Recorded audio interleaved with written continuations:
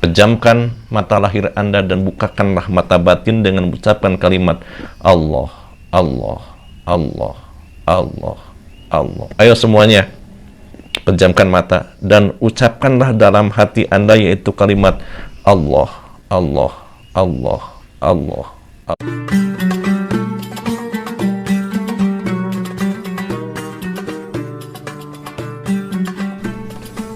Assalamualaikum warahmatullahi wabarakatuh. A'udzubillahi minasyaitonirrajim. Bismillahirrahmanirrahim. Alhamdulillah wa syukrulillah wassalatu wassalamu ala rasulillah Sayyidina wa maulana Muhammad bin Abdillah wa ala alihi wa sahbihi wa mawalah amma ba'du. Setelahnya kita membaca puji, syukur, salawat, dan salam yang dilantunkan kepada junjunan alam, yakni Hadratus Sayyidina wa Maulana Muhammad sallallahu alaihi wasallam. Maka pada kesempatan kali ini saya akan membicarakan tentang cara pengobatan para leluhur kita di zaman dahulu yang pada saat ini hampir ditinggalkan oleh masyarakat Indonesia. Para pemirsa semuanya, ketika kita sakit, berbaring di rumah sakit ataupun di tempat tidur, ternyata yang sakit bukan hanya jasad kita, bukan hanya badani, bukan hanya luaran, tapi biasanya sakitnya itu adalah dengan batinnya. Ia akan ingat ancaman nyawa akan dirinya. Kedepannya ia berpikir tentang anak-anaknya, ia berpikir tentang istrinya, ia berpikir tentang harta bendanya, tentang pekerjaannya, tentang cita-citanya. Yang justru dengan beban pikiran tersebut malah menjadi semakin bertambah parah. Nah, pada kesempatan kali ini saya akan memberikan tips bagaimanakah cara pengobatan para leluhur yang berada di Indonesia.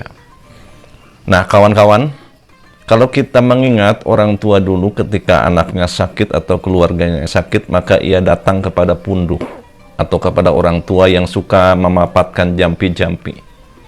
Dan itu dibuktikan karena kepercayaannya belum banyak bercabang kepada dokter, belum banyak cabang terhadap operasi ataupun medis lainnya, maka dengan proses hanya cukup diberikan doa-doa atau jampi-jampi saja, mereka bisa sembuh.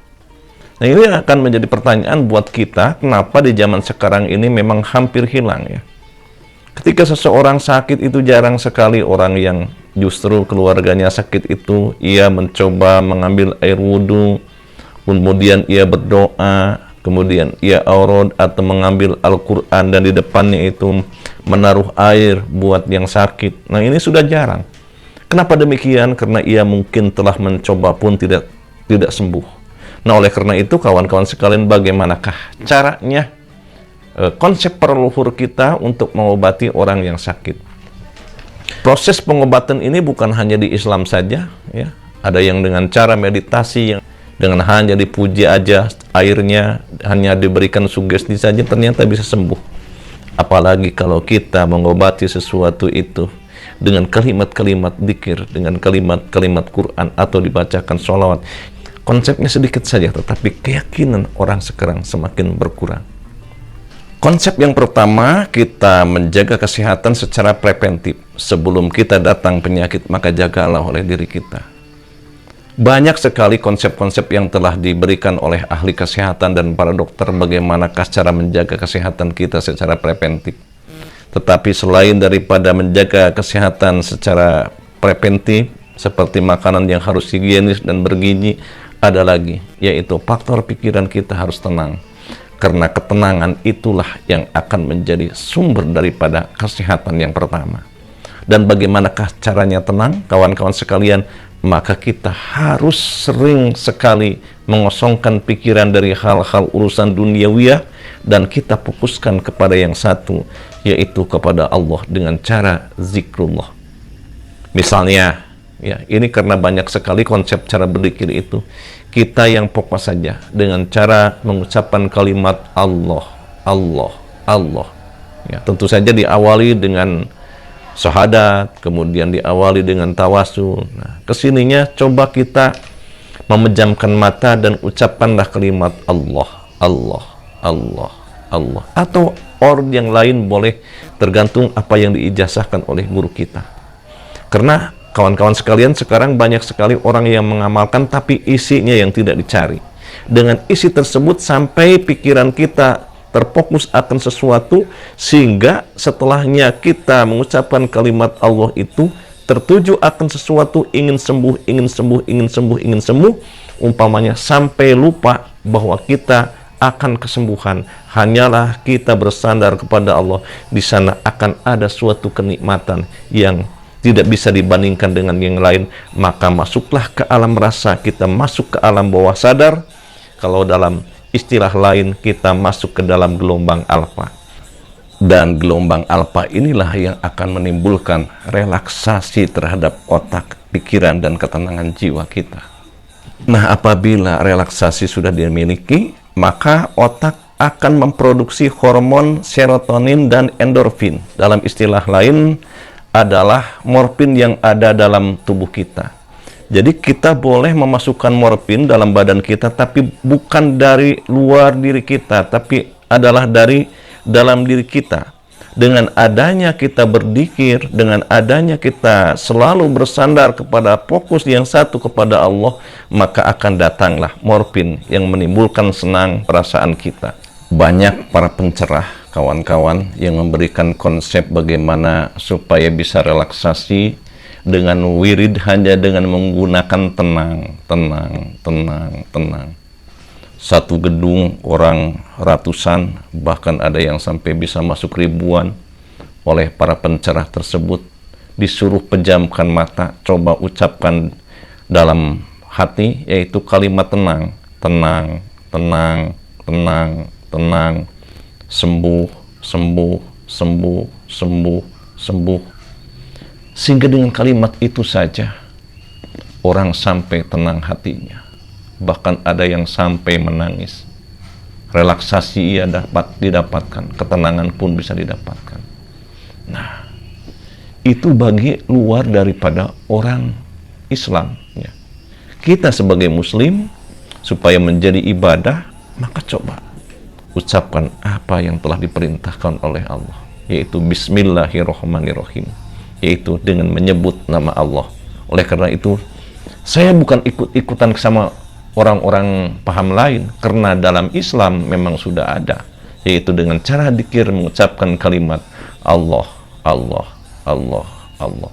Coba pejamkan mata lahir Anda dan bukakanlah mata batin dengan mengucapkan kalimat Allah, Allah, Allah, Allah, Allah. Ayo semuanya, pejamkan mata dan ucapkanlah dalam hati Anda, yaitu kalimat Allah, Allah, Allah, Allah, Allah, Allah, Allah. Kita menjerit kepada Allah, bersandar kepada Allah, yang bisa menyembuhkan diri kita, yang bisa menghasilkan maksud kita, hanyalah semuanya adalah Allah. Teruskan, Allah, Allah, Allah, Allah. Nah, mungkin Anda bisa merasakan, ya, setelahnya memejamkan mata sehingga fresh pikiran kita. Kenapa? Dengan mengucapkan kalimat Allah secara sekaligus, napas kita akan teratur. Apabila napas kita sudah teratur, maka detak jantung kita akan teratur pula. Apabila detak jantung kita teratur, maka aliran darah pun akan normal. Dengan adanya aliran darah yang normal, maka nutrisi makanan atau obat-obatan yang ada dalam diri kita, maka akan sampailah kepada sel-sel yang rusak. Apabila rusak otak kita, pikiran kita, maka akan tenang. Apabila jantung kita bolong atau bocor, maka jantung kita akan bertahap menjadi sembuh. Nah, tentu saja kawan-kawan sekalian, pelajaran ini tidak cukup kita hanya belajar lewat medsos, ya, karena kita berhadapan dengan benda mati. Kalau Anda ingin lebih sempurna pelajaran tersebut, maka carilah pencerah-pencerah yang memang sudah ada ijazahnya dari atasnya, dari gurunya, dari gurunya, dari gurunya, dari gurunya, sehingga sampai ijazah tersebut ila Rasulillah Shallallahu Alaihi Wasallam. Saya menyarankan kepada Anda, carilah guru untuk memberikan ijazah tentang dzikir, baik dzikir jahar ataupun dikirsir yang memberikan ketenangan terhadap jiwa Anda. Karena bila kita sudah tenang pikiran, maka mata batin pun akan terbuka. Dan apabila mata batin kita terbuka, maka apabila kita meninggal dunia nanti, di alam barzah pun akan terang benderang. Terima kasih atas segala perhatian, mohon maaf atas segala kesalahan. Saya Abu Zamzam dari channel Jejak Luhur mengucapkan terima kasih. Billahi taufiq wal hidayah. Wassalamualaikum warahmatullahi wabarakatuh.